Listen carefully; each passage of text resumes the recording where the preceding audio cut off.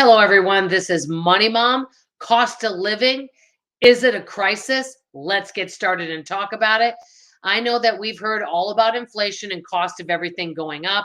I have read that the average family is spending about $327 more a month in their budget overall. Food cost is up 11%.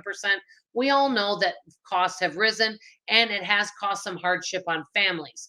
So, what are we going to do about it? We can complain about it, but we know that's not going to change things. So, what are we going to do about it? That's what I'm going to talk about today. And at the end of the video, I have something that's off topic that I want to ask your opinion about because you know I love asking your opinion. So, stay tuned till the end, please. Cost of living, we all know that prices have gone up.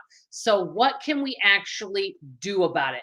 I wrote down a few ideas. The first one, and these are some things I haven't done in a while, is figure out how much you're actually making and how much you spend. Actually write everything down, add it up with the calculator and subtract how much do you have left over so you know what you're working with. That really helps. Number two, this would be really good. And it's not something I've done very often. And I think it would be something smart to do.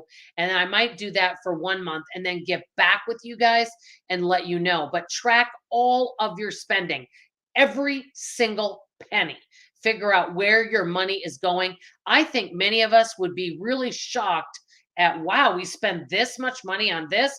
If you started tracking your spending, I think it would cause us to spend less because we would be surprised at items that we purchase that might not even bring us that much value, which brings me to number three.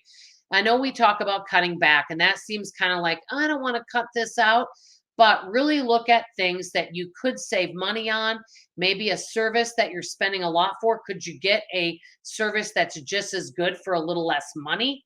Now, one thing I don't advocate for is if you are really happy with your cell phone service, your internet, and you love it and it's dependable and reliable. I always believe why fix what's not broken. But let's say you belong to a gym and you never go. Maybe you cut that out. Or you have a movie service and you never watch it. Or you belong to a club service and you never go.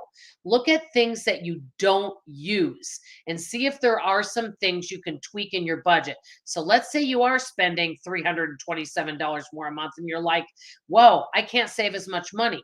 Maybe you could shave some things off your budget rather than say your food budget and things. Maybe you could shave off the gym membership. That was 50 a month. Maybe there are some vitamins that you order that you never take and you don't do that anymore.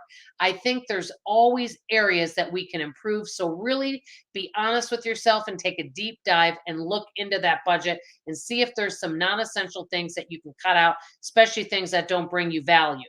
Number four, I say this all the time, find ways to make extra money.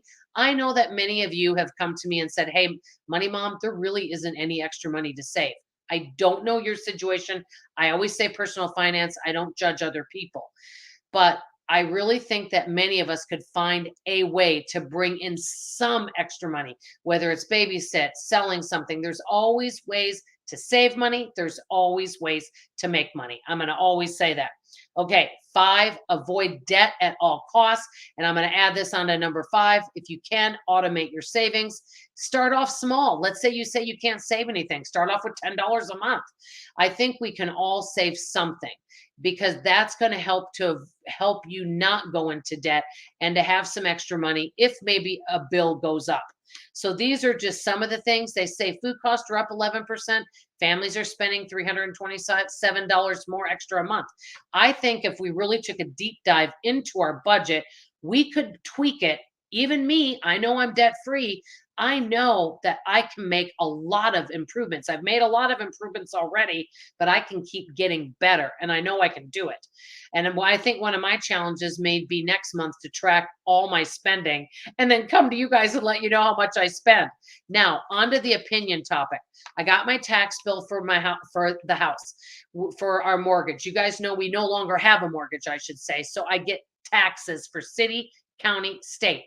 Got the city, it's $50 more than last year.